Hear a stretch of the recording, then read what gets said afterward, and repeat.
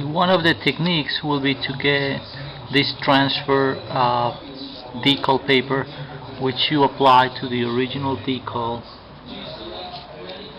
and then once this is applied, you can peel it and remove.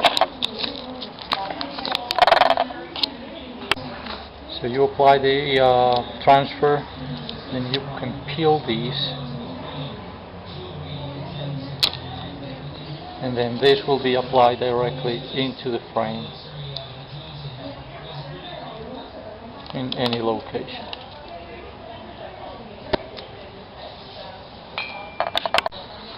The other process will be to apply water and soap into the frame, and then you apply each letter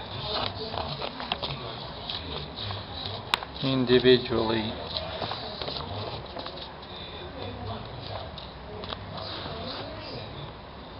into the desired location. As you can see, this will slide because of the water and soap. We'll just leave them there. Once it gets dry, they will stay permanently because of the glue.